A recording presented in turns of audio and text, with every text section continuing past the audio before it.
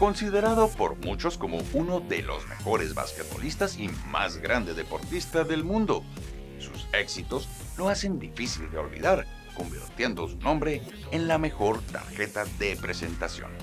Conoce las 10 reglas de éxito de Michael Jordan.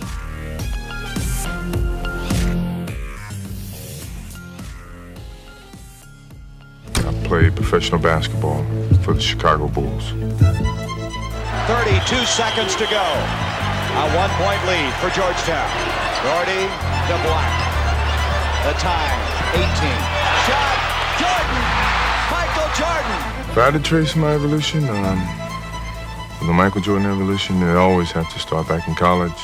Hitting the shot against Georgetown in 1982 when I really didn't know exactly what I was doing. North Carolina has won the 1982 NCAA championship. It awakened a person inside of me to excel, to compete, to excel, to be one of the best or be the best. That drove me.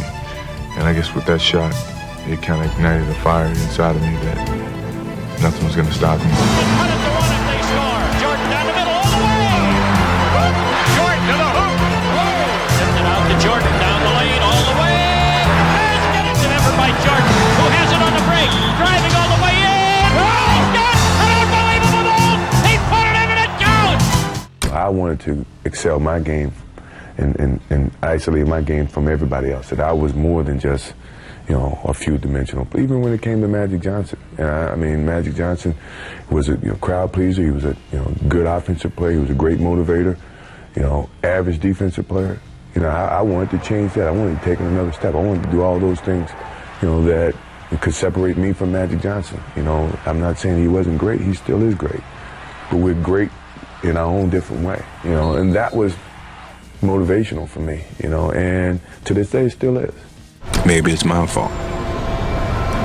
Maybe I led you to believe it was easy when it wasn't. Maybe I made you think my highlights started at the free throw line and not in the gym. Maybe I made you think that every shot I took was a game winner.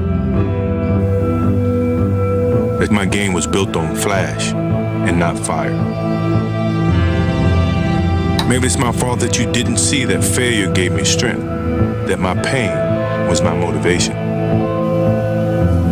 Maybe I led you to believe that basketball was a God-given gift and not something I worked for every single day of my life.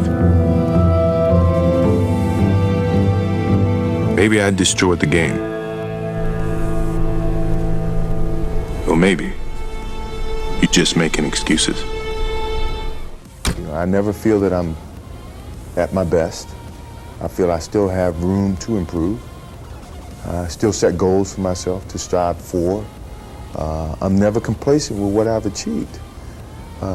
Even though it's been very successful for me, I still feel I have a lot to prove, not just as a player, but as a person, as a father, to some extent as a role model in all aspects. So I'm never really too complacent with myself or with what I've achieved. When I get to a point where I feel I can improve as a player, I walk away from the game.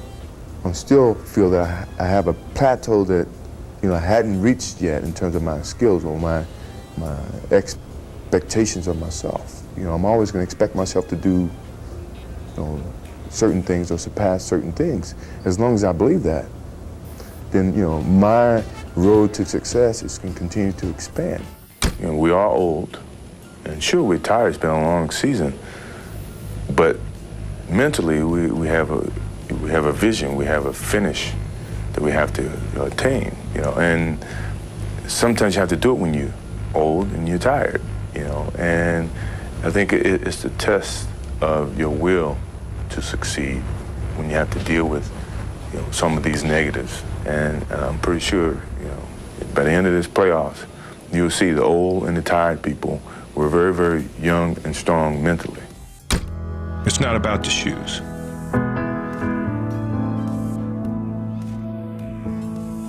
It's about knowing where you're going, not forgetting where you started.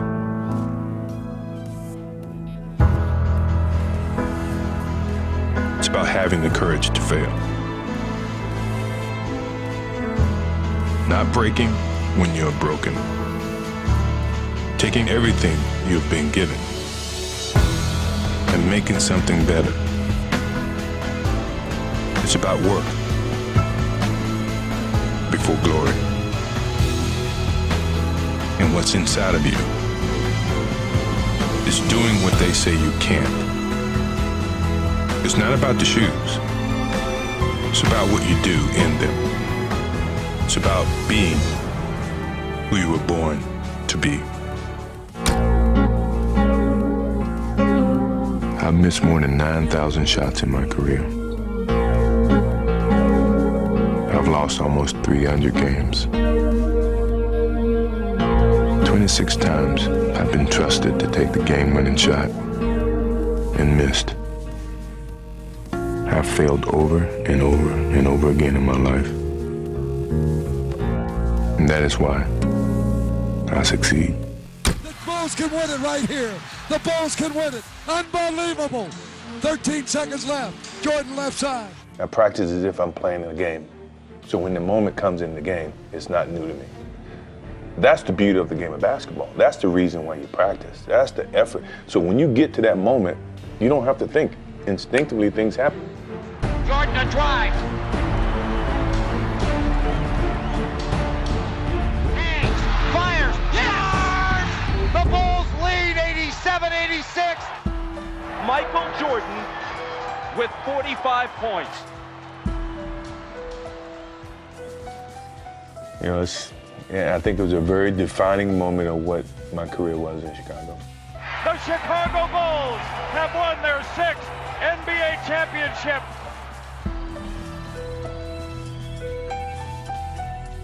If that's the last image of Michael Jordan, how magnificent is it?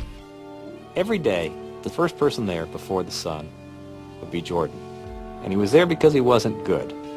He would work with a batting instructor and work all day long and be the last person to leave every night also. I asked him what it was like for him in the morning. And Jordan said, I get up before the sun comes up and I make myself some breakfast by myself. He was down there alone.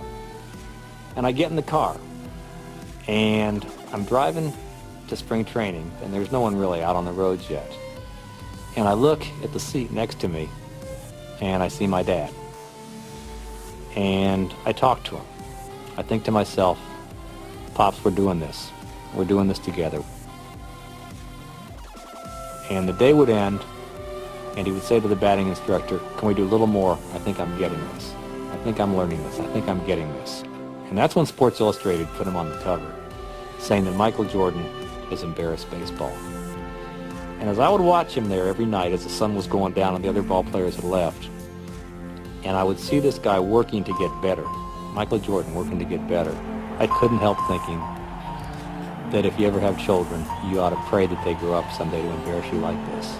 Sports is a tool that teaches, you know, and it teaches you bad things. It can also teach you good things. It's how you perceive those things. I've looked at every experience that I've had, negative and positive, and taken that as a positive. You know, if I wouldn't change anything because I think it would alter some of the other things that happened. You know, so when I look back, I can't say that I've had any bad things happen. Sure, I mean, you don't want bad things to happen, but you deal with bad things. You can't have good or